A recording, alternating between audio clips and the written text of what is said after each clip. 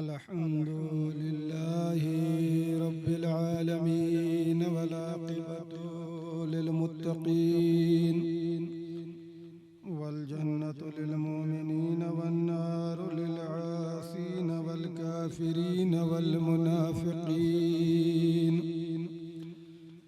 والصلاة والسلام على سيدنا ونبينا وشفيع ذنوبنا وحبيب قلوبنا وطبيب نفوسنا مولانا أبي القاسم محمد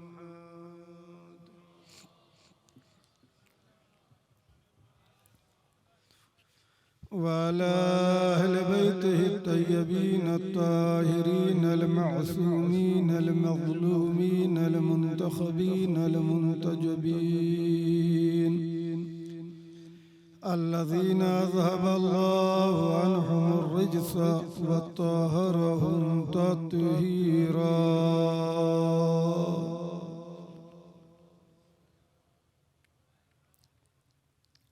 واللعنة الدائمة الباقية على أعدائهم أعداء الله أجمعين من الآن إلى صباح يوم الدين.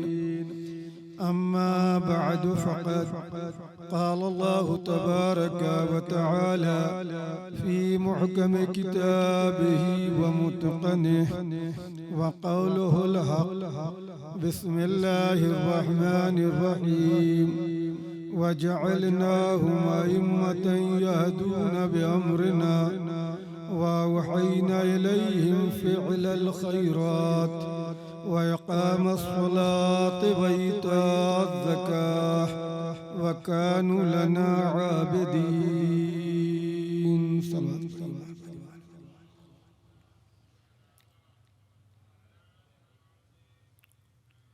ارباب عزاداران مظلوم کربلا، میں نے آپ کے سامنے سورہ انبیاء کی جسائے کریمہ کو پیش کیا ہے، سرنامہ سخن قرار دیا ہے.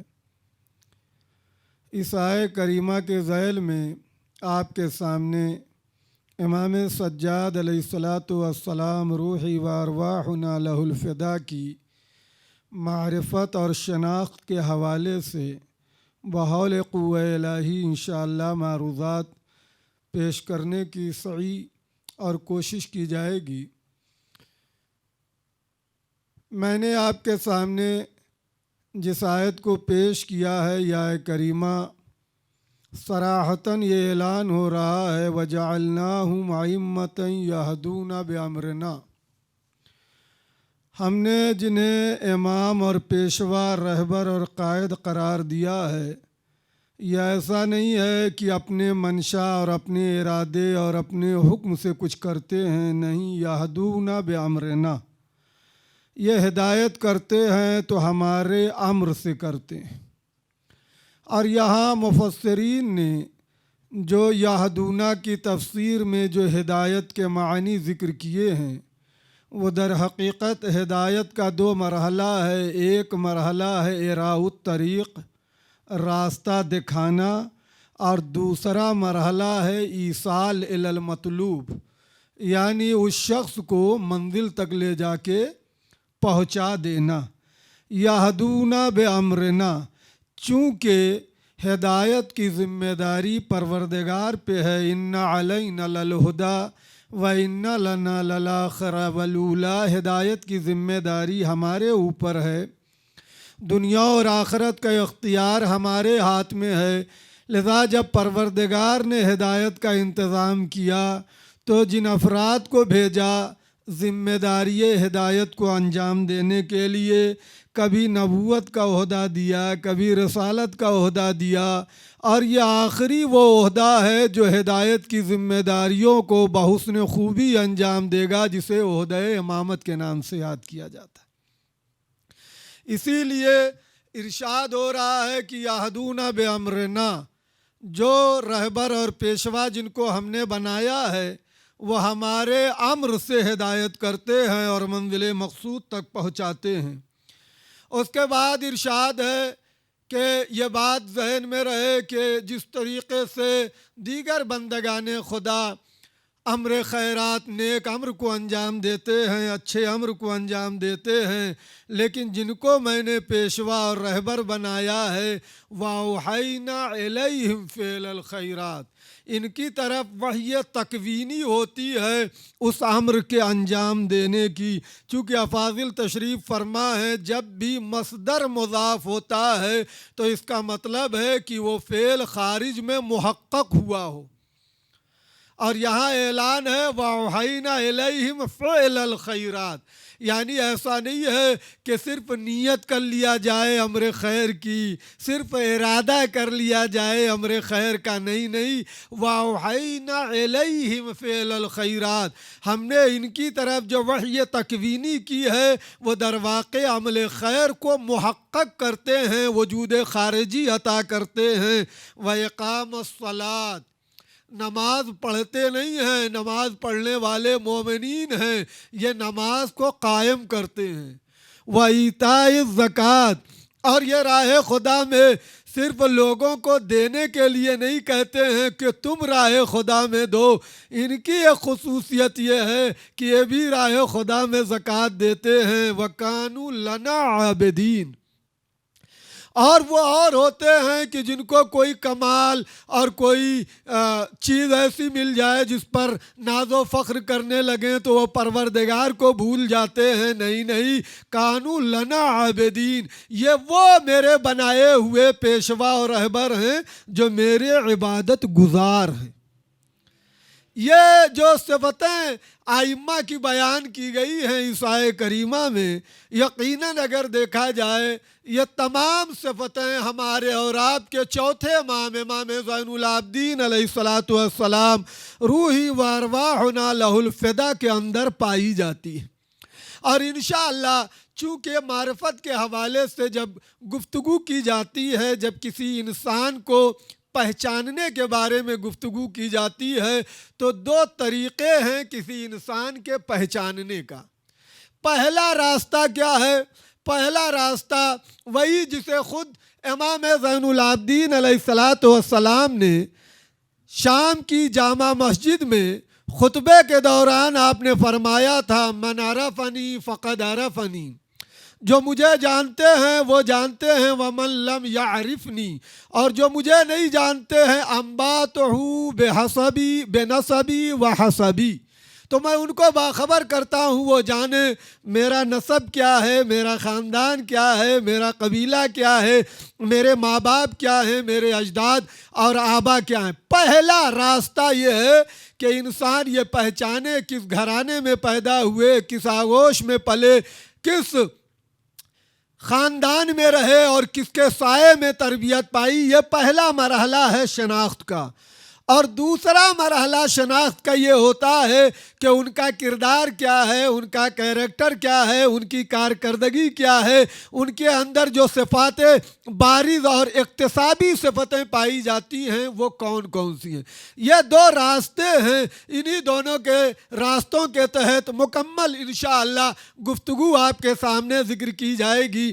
آج سب سے پہلا وہ راستہ کہ اگر پہچاننا ہے کسی کو تو یہ پہچانا جائے کہ ان کا قبیلہ کون ہے، ان کا خاندان کیا ہے، تو سب ہم آپ جانتے ہیں ان کا خاندان بنی ہاشم ہے، اور ایسا خاندان ہے جسے پروردگار نے تمام عشائر اور قبائل میں اسے منتخب کیا ہے۔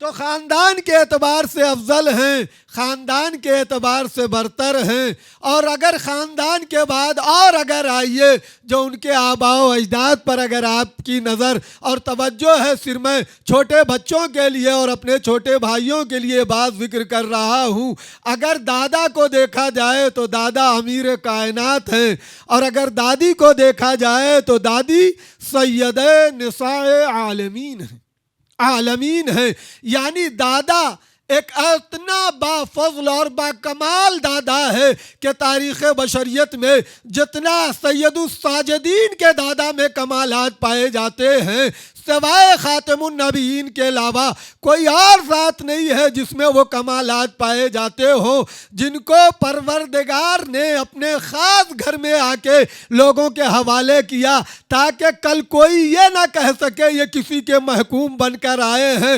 پروردگار نے خانہ کعبہ میں لوگوں کے حوالے اور ماں کو بلا کے اور ابو طالب کے حوالے کر دیا کہ یہ ایسا آیا ہے جس کے فضائل و کمالات میں کوئی دیوار حائل نہیں ہو سکتی ہے، جسے خانہ کعبہ مسکرا کے اپنے اندر بلا لے۔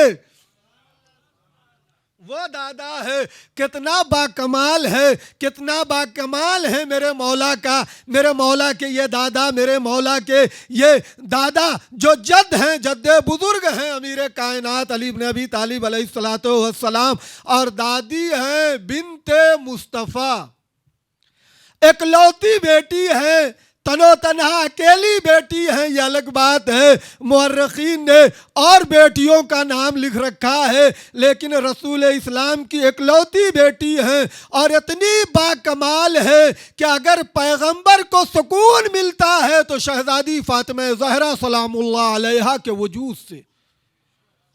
آپ اندازہ کیجئے جس کی دادی کہ اتنے کمالات ہوں کہ جسے پروردگار نے اپنی کنیز خاص سے تعبیر کیا ہو اور جس کے وجود سے رسول اسلام کو سکون ملتا ہو، نہیں میں لفظوں کو بدل کر یوں کہہ دوں، جس کے وجود سے شریعت محمدی کا دوام ہے، وہ ہے سید الساجدین کی دادی، وہ ہے امام زین العابدین کی دادی۔ یہ تو اور باپ سرکار سید الشہداء حضرت امام حسین علیہ السلام، جتنے بھی آزاد مرد ہیں، ابا الاحرار ہیں، امام حسین علیہ السلام، سید الشہداء ہیں، امام حسین علیہ السلام، بے حد کمالات ہیں۔ تو باپ کے اعتبار سے، دادا کے اعتبار سے، دادی کے اعتبار سے، چچا کے اعتبار سے دیکھیے تو امام حسن مجتبیٰ جن باپ اور چچا کے لیے رسول اسلام کا اعلان ہے،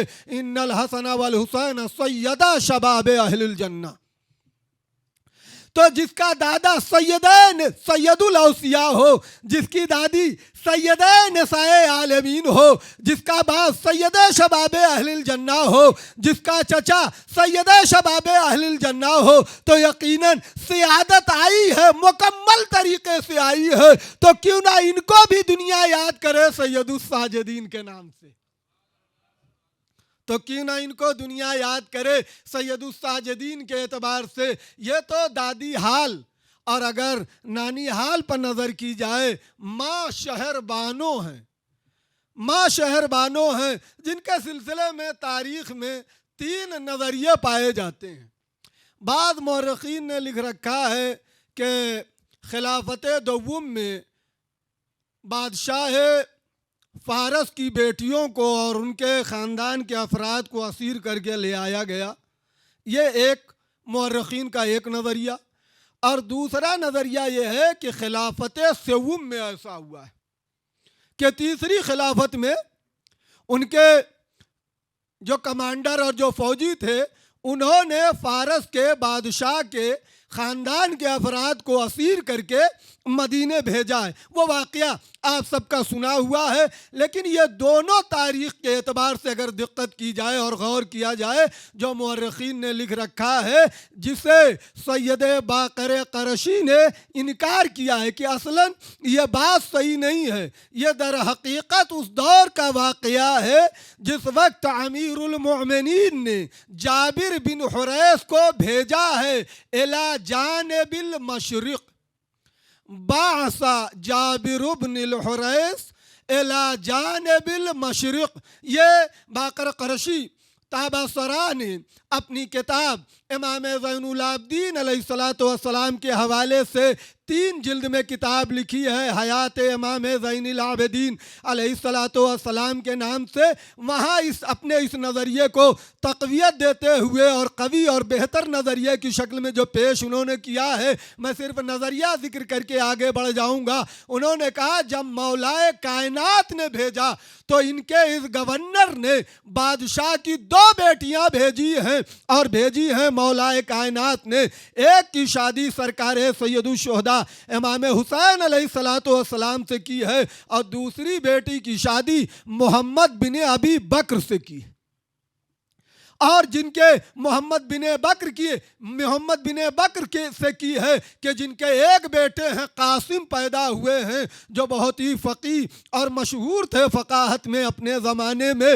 تو در واقع یہ باقر قرشی تابع سرا یہ کہہ رہے ہیں کہ یہ جو دو نظریے ہیں یہ صحیح نہیں ہے۔ کیوں؟ اس لیے کہ جب تک یہ دونوں خلافتیں تھیں تب تک ان کا باپ زندہ تھا، تب تک ان کا رئیس زندہ تھا، تب تک ان کا مالک و مختار زندہ تھا۔ یہ بعد میں جب مولا نے جابر بن حریث کو گورنر بنایا ہے تب تک پورا ایران پر اسلام کا قبضہ نہیں ہوا تھا، مولا کائنات کے دور میں مکمل فارس پر قبضہ ہوا ہے۔ نہیں، میں اس سے زیادہ آپ کے سامنے کیا ذکر کروں، ماں کی فضیلت صرف ذکر کرنا چاہتا ہوں۔ قال المبرد، مبرد یہ کہتے ہیں کہ کانت شاہ، یہ شاہ زنان جس کو عربی میں ملکۃ النساء کے نام سے یاد کیا جاتا ہے، کانت ملکۃ النساء من خیر النساء، یہ بہترین عورتوں میں سے تھیں، ومن سادات النساء، کس میں؟ فی وفور عقلہا، اللہ اکبر، وفی عفتہا وسمو آدابہا۔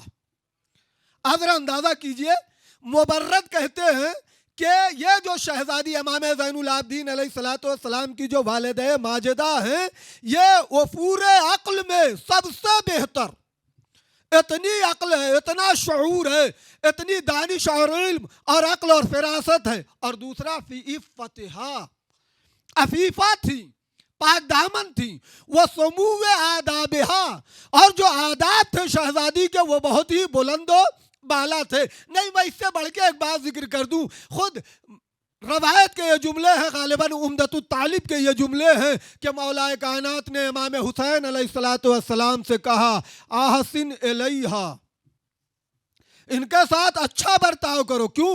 فإنہا مرضیۃ، یہ کون لقب دے رہا ہے؟ یہ کون کہہ رہا ہے؟ یہ امام علی بن ابی طالب علیہ الصلوۃ والسلام کہہ رہے ہیں، ہم آپ نہیں کہہ رہے ہیں۔ ہم آپ کہتے ہیں تو ہماری اور آپ کی نظر محدود ہے، ہمارا اور آپ کا علم محدود ہے، ہماری اور آپ کی فکر محدود ہے، لیکن کہنے والا وہ ہے کہ جس کے ایسے ہی کائنات اس کے سامنے ہے جیسے ہتھیلی سامنے ہوتی ہے، وہ کہہ رہا ہے کہ جب یہ مرضیہ ہے، اس سے خدا راضی ہے، یہ خدا سے راضی ہے، تو یقیناً ان کے اندر کمالات پائے جاتے ہوں۔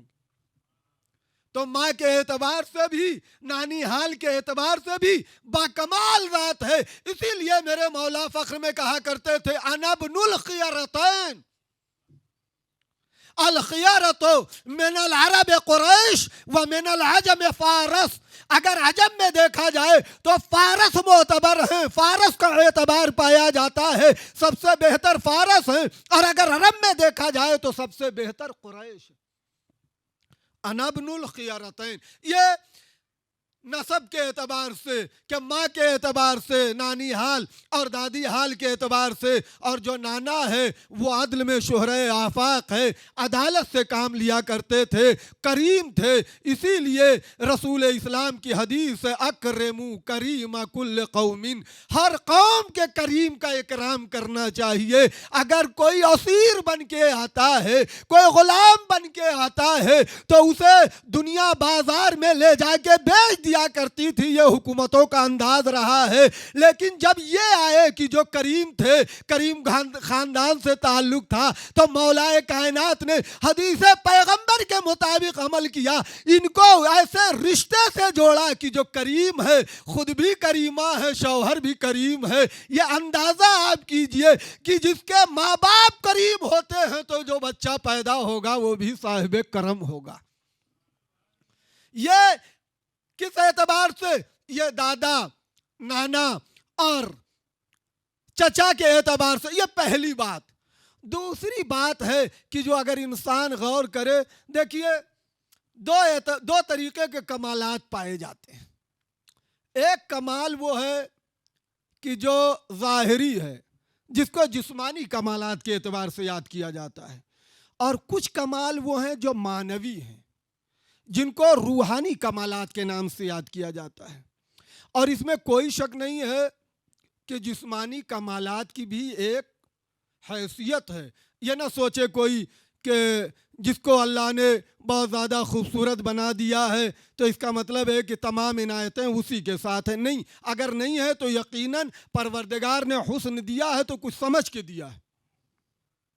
بھائی کمال جو پروردگار دے رہا ہے وہ عادل ہے، وہ عادل ہے پروردگار۔ ایسے ہی تھوڑی جو ہے وہ کمالات جسمانی سے کسی کو نوازتا ہے۔ اور ہمارے یہاں فقہ میں بھی ہے کہ جہاں نماز پڑھنے کے لیے کھڑے ہوا جائے اور اگر دو آدمی چاہیں کہ ہم نماز جماعت پڑھائیں، وہ کہیں ہم نماز جماعت پڑھائیں، لیکن یہ ذہن میں رہے یہ جھگڑے اس بنا پر نہ ہو کہ مسجد ہماری ہے ہمیں نماز پڑھانا چاہیے، گاؤں ہمارا ہے، محلہ ہمارا ہے، ہم مسجد میں نماز پڑھائیں گے تو ہمارا نام ہوگا۔ جہاں یہ تصور آیا وہیں عدالت۔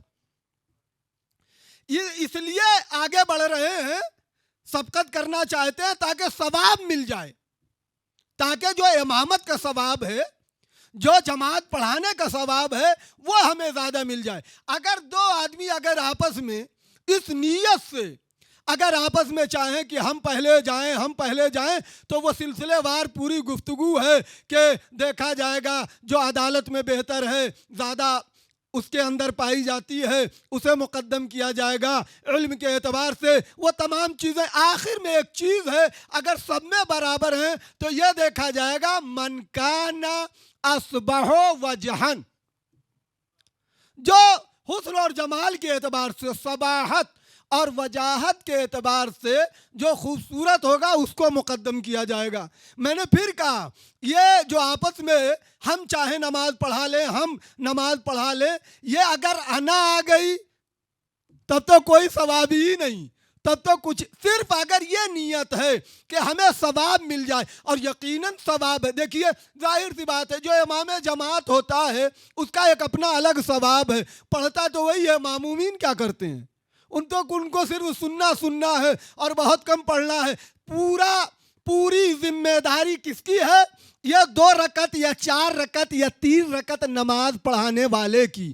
پروردگار ہے عادل، وہ ثواب اس نے برابر نہیں رکھا ہے۔ جو معموم کا ثواب ہے وہ امام جماعت کا ثواب ہے نہیں، ثواب معمومین الگ ہے، امام جماعت کا ثواب الگ ہے۔ اس لیے کہ جب ذمہ داریاں زیادہ آتی ہیں تو یقیناً اس کا ثواب بھی زیادہ ہوتا ہے۔ سوچو اگر کوئی 2 رکعت کا امام جماعت ہو جائے تو اپنی ذمہ داریوں کے اعتبار سے پروردگار معمومین سے زیادہ ثواب عطا کرے تو جو کل کائنات کا امام ہو، جب وہ کوئی عمل پروردگار انجام دے گا تو اس کی عبادت کا وزن کوئی تول نہیں سکتا۔ اسی لیے جنگ خندق میں امیر کائنات کی ایک ضربت کے لیے رسول اسلام نے فرمایا ضربت علی یوم الخندق افضل من عبادت الثقلین۔ تو یہ پہلا وہ مرحلہ کیا کہ جسمانی کمالات پائے جانا چاہیے۔ اچھا، جسمانی کمالات جس کے اندر بھی پائے جاتے ہیں وہ تاریخ میں بہت سی شخصیتیں ہیں جس میں جناب یوسف کا بہت ہی نام لیا جاتا ہے، لیکن جو سب سے بارز شخصیت ہے وہ رسول اسلام حضرت محمد مصطفیٰ صلی اللہ علیہ وآلہ وسلم کی ہے۔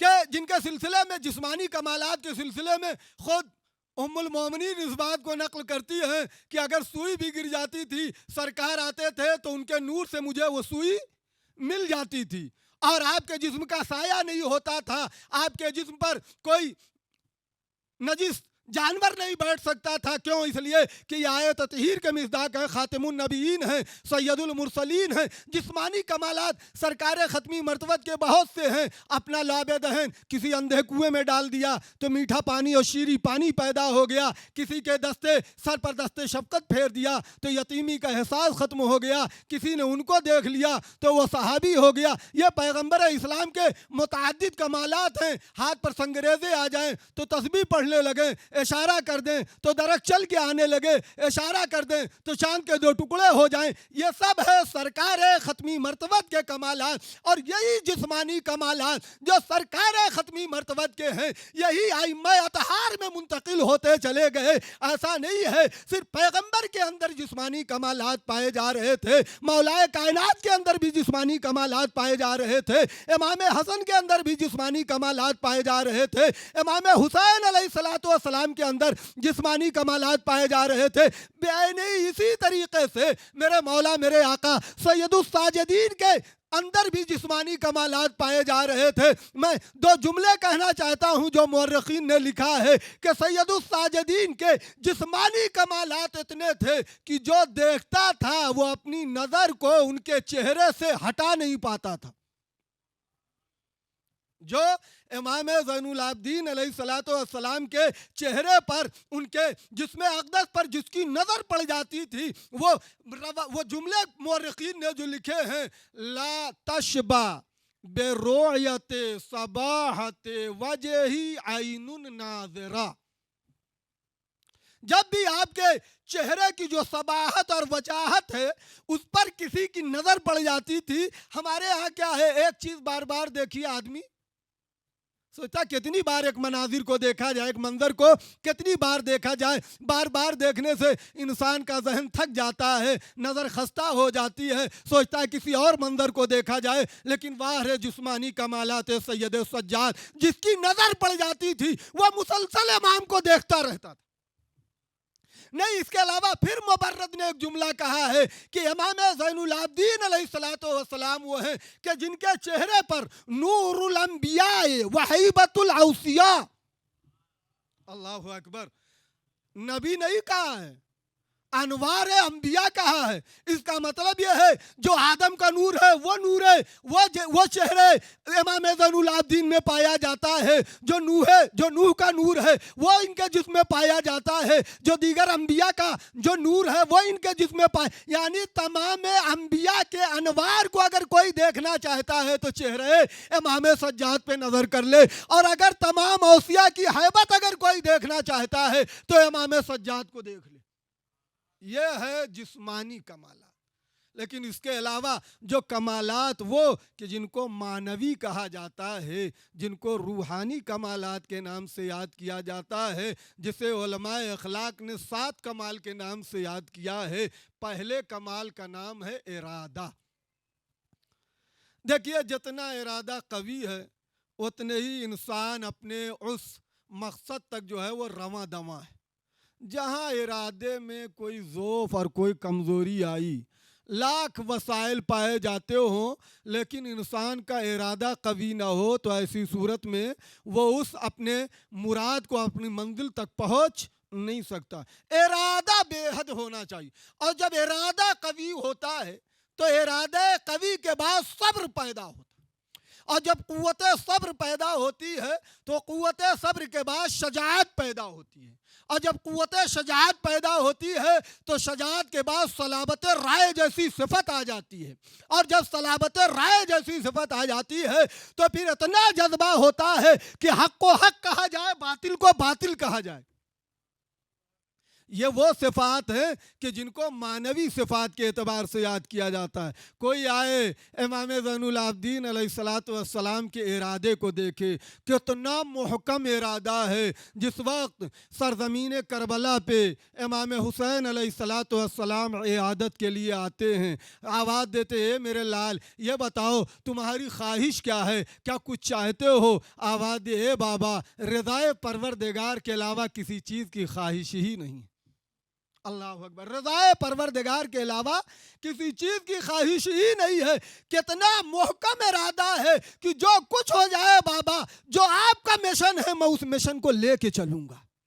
اور کتنا محکم ارادہ تھا، بڑے بڑے لوگوں کے پیروں میں تزلزل آ جاتا ہے، لیکن یہ سید الساجدین کا قوی ارادہ تھا، قوت صبر تھی، قوت شجاعت تھی کہ کوفے کے بازار میں بھی خطبہ دیا تو زبان نہیں لڑکھڑائی، شام کی مسجد میں شام کے دربار میں خطبہ دیا تو ذرا سا احساس نہ ہونے دیا۔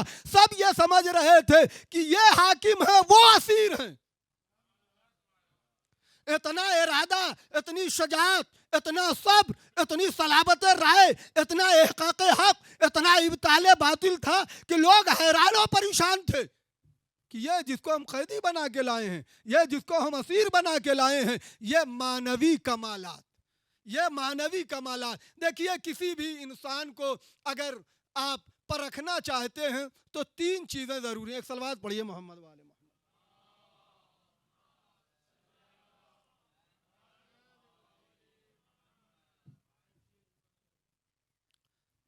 آخری بات ہے، فضائل کی 3 چیزیں دیکھی جاتی ہیں۔ پہلی بات تو یہ ہے، یہ دیکھا جاتا ہے کہ ان کا پروردگار سے کیسا رابطہ ہے۔ دوسرا مرحلہ یہ دیکھا جاتا ہے کہ ان کا لوگوں کے ساتھ ان کے کیسے تعلقات ہیں۔ اور تیسرا مرحلہ یہ ہوتا ہے، یہ دیکھا جائے کہ ان کا اپنے نفس سے کیسے تعلقات ہیں۔ یہ 3 رابطے دیکھے جاتے ہیں۔ دیکھیے بسا اوقات ہم لوگ یہ دیکھتے ہیں کہ کوئی بڑا ہی اللہ والا ہے، صحرا میں چلا گیا، بیابان میں چلا گیا، کوئی کوٹی بنا لی، راہب دیر میں چلا گیا، اللہ اللہ اللہ کرتا رہا، پروردگار کی عبادت کرتا رہا۔ ٹھیک ہے، یہ ایسے لوگ بھی ہوتے ہیں، لیکن یہ ایک کمال ہے۔ لیکن صرف عبادت ہی کرتے رہیں، پڑوسی کا کیا ہو گیا، گھر والے کہاں چلے گئے، بستی اجڑ رہی ہے، ظالمین ظلم کر رہے ہیں، ان سے کوئی مطلب ہی نہیں ہے۔ تو کچھ لوگ ایسے ہوتے ہیں کہ جو بس عبادت میں مصروف ہیں، نہ بچوں کی فکر ہے، نہ پڑوسی کی فکر ہے، نہ خاندان والوں کی فکر ہے، نہ اہل مسلک اور اہل مذہب کی فکر ہے، نہ بستی والوں کی کسی کی فکر ہے۔ اور کچھ ایسے ہوتے ہیں کہ جو صرف لوگوں کے ساتھ جہاں دیکھیے صرف لوگوں کی خدمت میں لگے ہوئے ہیں، کہیں چائے پلا رہے ہیں، کہیں شربت بانٹ رہے ہیں، اور جب ان سے کہا جاتا ہے کہ آپ کبھی مسجد بھی آ جایا کریں، کیا کریں، لوگوں کی خدمت ہی سے موقع نہیں ملتا ہے۔ تو اگر یہ کمال پایا جاتا ہے تو وہ کمی پائی جاتی ہے کہ لوگوں کی خدمت تو کر رہے ہو لیکن معبود برحق کے سامنے اپنے سر کو نہیں جھکا رہے ہو۔ اور کبھی کبھی تیسری جو کیفیت ہوتی ہے کہ وہ نہ خدائی کا ہوتا ہے نہ ہی بندوں کا ہوتا ہے، وہ صرف سب کچھ۔ تو دیکھیے کچھ وہ ہوتے ہیں، میں دوسرے لفظوں میں ایسے کہہ دوں، کچھ ہوتے ہیں جو سیاست کی پیداوار ہیں، جو سیاست کی پیداوار ہیں، وہ صرف لوگوں کو خوش کرنے کے لیے لگے رہتے ہیں۔ ان کا کام کرا دیا، ان کا کارڈ بنا دیا، ان کا کوئی کام کرا دیا، ان کے پاسپورٹ کا مسئلہ حل کرا دیا، یہاں ان کا کام کرا دیا۔ یہ سیاست کی پیداوار ہے۔ یہ ایک فرد ہے جو ہمارے سماج میں بہت سے ایسے لوگ دکھائی دیتے ہیں۔ کچھ وہ ہوتے ہیں جو دیانت کی پیداوار ہیں، ان کا کام ہی ہے کہ صرف سجدے پہ سجدہ کرتے رہنا، نہ بچوں کی فکر ہے، نہ بیٹوں کی فکر ہے، نہ خاندان والوں کی فکر ہے، نہ اہل و عیال کی فکر ہے، نہ صاحبان ایمان کی فکر ہے۔ اور تیسرا وہ ہے کہ جو نفسیات کا پیداوار ہے، یہ تو سب سے زیادہ خطرناک ہے۔ یہ جو کچھ سوچتا ہے کہ بس ہم ہی رہیں، چاہے کوئی رہے یا یہ 3 طریقے کے افراد۔ آپ ذرا اندازہ کیجئے میرے دوستو، میرے بزرگوں، میرے نوجوان بھائیوں، اگر یقیناً آپ مجھے کوئی ایسا فرد بتا دیں کہ جس کے اندر خدا سے رابطہ بھی قوی ہو، بندے سے رابطہ بھی قوی ہو، اپنے نفس سے رابطہ بھی قوی ہو، اگر یہ چیزیں کہیں دکھائی دیتی ہیں تو بس محمد اور آل محمد کے گھرانے میں دکھائی دیتی ہیں۔ جن کو اگر دیکھنا ہے، دیکھیے خدا سے کتنا گہرا ربط ہے، تو کوئی سید سجاد کو دیکھے جن کو زین العابدین کے لقب سے یاد کیا جاتا ہے، اور اگر کوئی دیکھے ان کا بندوں سے کتنا گہرا ربط ہے، تو شب کے سناٹے میں یہ اپنی پشت پر روٹیوں کے ٹکڑوں کو لے کے جا کے غربا تک تقسیم کر کے بتاتے ہیں دیکھو میرا ان لوگوں سے کتنا ربط ہے۔ اور اگر نفس سے ربط دیکھنا ہے تو یہ دیکھو کہ ان کے تو یہ تو اس کے بیٹے ہیں جن کا باپ نفس پہ مطمئنہ تھا۔ اللہ اکبر۔ یہ امام زین العابدین علیہ السلام، یہ معرفت کا پہلا رخ ہے۔ اور معرفت کا جو دوسرا رخ ہے وہ یہ ہے کہ آپ کے کردار اور آپ کے کیریکٹر اور آپ کے کارکردگی کی سلسلے میں جو انشاءاللہ اس کے بعد کے مجالس میں آپ کے سامنے ذکر کیا جائے گا کہ شجاعت امام زین العابدین، کرم امام زین العابدین، علم امام زین العابدین، جہاد امام زین العابدین علیہ السلام، یہ مکمل انشاءاللہ آپ کے سامنے گفتگو پیش کی جائے گی۔ یاد رکھ لیجئے، کسی کو پہچاننے کا پہلا راستہ، پہلا طریقہ یہی ہے کہ یہ دیکھا جائے کہ ان کے اندر وہ کمالات کون سے پائے جاتے ہیں کہ جو جسمانی کمالات ہیں، جو معنوی کمالات ہیں، یا لفظوں کو بدل کر یوں کہہ دوں جو خدا دادی کمالات ہیں۔ اس لیے کہ کسی کو اختیار نہیں ہے کہ آپ فلاں قبیلے میں پیدا ہو جائیں، فلاں آغوش میں پیدا ہو جائیں۔ یہ کمال ہے، خدا دادی کمال ہے۔ پروردگار اپنی عدالت اور اس کے حسن ظرف کو دیکھتے ہوئے وہ آغوش عطا کر دیتا ہے جو آغوش میں کمالات پائے جاتے ہوں۔ یہ تو وہ آغوشیں ہیں، ان میں کوئی بھی آ کے پل جائے تو با کمال ہو جاتا ہے۔ محمد بن ابی بکر کہاں کے تھے لیکن صرف مولا کائنات کے زیر تربیت رہے، کتنے با کمال ہو گئے۔ تو جب یہ جس کو پال دیں وہ با کمال ہو جائے تو اگر اس کی تربیت کریں کہ لحموں کا لحمی، کہ جس کا گوشت انہی کا گوشت ہو، جن کا خون انہی کا خون ہو، جن کا پوست انہی کا پوست ہو، تو جب ایسے آغوش میں پلیں گے تو یقیناً وہ سید الساجدین و زین العابدین کہلائیں گے۔ یہ ہے امام زین العابدین علیہ السلام کی معرفت کا یہ پہلا رخ ہے کہ جسے میں نے بہت مختصر انداز میں آپ کے سامنے ذکر کیا ہے۔ یاد رکھ لیجئے، پہچاننا امام کو ضروری ہے اور دعا کرتے رہنا چاہیے۔ وہ دعا مشہور ہے، اللہم عرفنی حجتک، آخری میں ٹکڑا پڑھ رہا ہوں، پروردگارہ تو ہمیں اپنی حجت کی معرفت عطا فرما، ان لم تعرفنی، اگر تو نے ان کی معرفت ہمیں نہ عطا کی تو کیا ہے، ضللت عن دینی۔ اللہ اکبر۔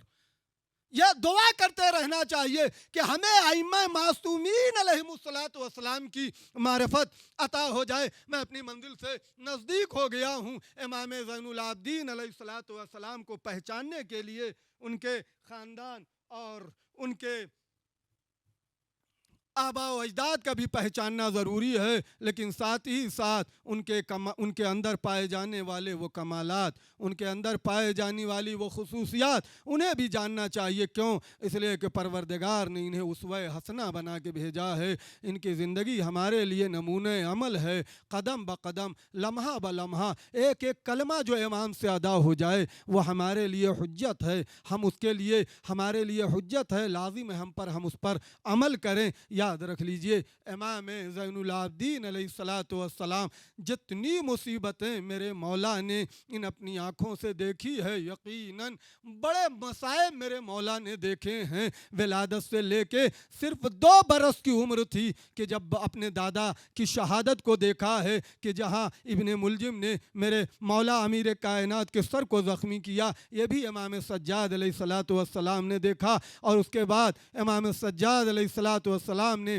وہ مصیبت بھی دیکھی کہ جو چچا کے جنازے پر ظالموں نے تیر بارانی کی ہے، اور اپنے بابا کا وہ صبر بھی دیکھا ہے، اور زمین کربلا پر اپنے باپ کا وہ صبر دیکھا ہے جس صبر کے اندر کوئی بھی انسان اس صبر کا مقابلہ نہیں کر سکتا ہے، جو میرے آقا میرے مولا امام زین العابدین علیہ السلام نے دیکھا ہے۔ اسی لیے میرے مولا یہ فرماتے ہیں کہ میں غش کے عالم میں تھا، مجھے کچھ افاقہ ہوا، میں نے دیکھا بابا کسی خیمے میں بیٹھے ہوئے مصرے چند اشعار پڑھ رہے ہیں، جن اشعار کا مفہوم یہ تھا کہ اے زمانہ تجھ پر اف ہو، میں یہاں رہنا نہیں چاہتا، میں اس دنیا سے جانا چاہتا ہوں۔ امام زین العابدین علیہ السلام فرماتے ہیں ان اشعار کو پھوپھی زینب نے سن لیا، جا کے ماں جائے سے کہا، اے میرے ماں جائے، کیا اپنے مرنے کی خبر دے رہے ہو؟ آواز دیے بہنا، شہادت کے دن قریب ہے، راہ خدا میں قربانی کے دن قریب ہے۔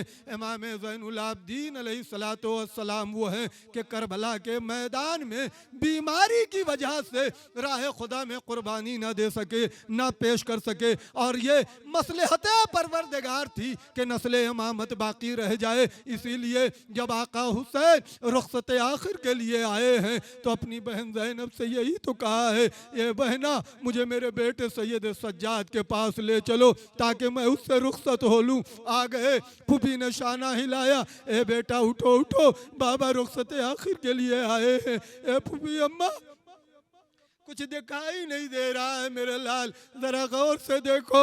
جب باپ کی حالت کو دیکھا، ایک مرتبہ آواز دی، این اخی، این عمی العباس، اے بابا چچا عباس کہاں ہے، بھیا علی اکبر کہاں ہے؟ امام نے آواز دی، اے میرے لال سب قتل کر دیے گئے، ہمارے تمہارے علاوہ مردوں میں کوئی نہیں ہے۔ ایک مرتبہ آواز دی، اے پھوپھی اماں مجھے عصا دیجئے، مجھے تلوار دیجئے، میں عصا کا سہارا لوں گا۔ تلوار سے اپنے باپ کی حفاظت کروں گا۔ امام نے بیٹے کو تسلی دی۔ رخصت آخروں کے امام آئے۔ شہزادی زینب وہ منظر دیکھ رہی تھی کہ جب اپنے ماں جائے کو تلاش کر رہی تھی، مقتل میں ماں جایا جب نظر نہ آیا تو تلے زینبیہ کے نام سے جو مشہور ہے وہاں تک آ گئی، آواز دی، اے میرے ماں جائے، کوئی آواز نہ آئی۔ اے میرے بھیا حسین، کوئی آواز نہ آئی۔ میں ایک مرتبہ بقی کا رخ کر کے آواز دی، زہرا کے لال، ارے بھائی اتنا کہنا تھا۔ امام نے کیوڑیوں کا سہارا لیا، اے بہن زینب، ابھی حسین زندہ ہے، جاؤ خیمے میں چلی جاؤ۔ ادھر خیمے میں پہنچی تھی، عرض کربلا کو جھٹکے آنے لگے، اے میرے لال اٹھو، قیامت آ گئی۔ اے بوبی اماں، خیمے کا پردہ ہٹائیے۔ اب جو خیمے کا پردہ ہٹایا، کیا دیکھا؟ نوکے نازا پہ بابا کا سر۔ اے بوبی اماں، ہم یتیم ہو گئے، آپ ان بھائی کی ہو گئی، السلام علیکہ یا ابا عبداللہ۔ اتنا کہا امام کو غشا گیا، زینب نے بھتیجے کو سنبھالا۔ انا للہ و انا الیہ راجعون، رضا بقضائہ و تسلیما لامر مولا، الہی بحق الزہرابیہ و بالہ و بنیہ و بحق الائمت من ولد الحسین علیہم الصلاۃ والسلام۔ اے میرے رحیم و کریم پروردگار، اس مختصر سی عبادت کو قبول فرما۔ بار الہا، تجھے واسطہ ہے محمد وآل محمد علیہ الصلاۃ والسلام کا، محبان اہل بیت شیعان حیدر کرار، دنیا کی جس گوشے میں ان کی جان مال عزت و آبرو کی حفاظت فرما۔ جو بھی ان میں بیمار ہیں، امام زین العابدین علیہ الصلاۃ والسلام کے صدقے میں شفاء عاجل و کامل عطا فرما۔ اے میرے رحیم و کریم پروردگار، زیارت اربعین کے ایام قریب ہیں، تجھے واسطہ ہے سرکار امام زین العابدین علیہ الصلاۃ والسلام کی مظلومیت کا، جن کے دلوں میں زیارت اربعین کی تمنا اور آرزو ہے، میرے رحیم و کریم پروردگار ان کی آرزوؤں کو پورا فرما۔ ہمارے مولا، ہمارے آقا امام زمانہ کے ظہور میں تعجیل عطا فرما، ہمیں ان کے اعوان و انصار میں شمار فرما۔ تقبل منا انک انت السمیع العلیم۔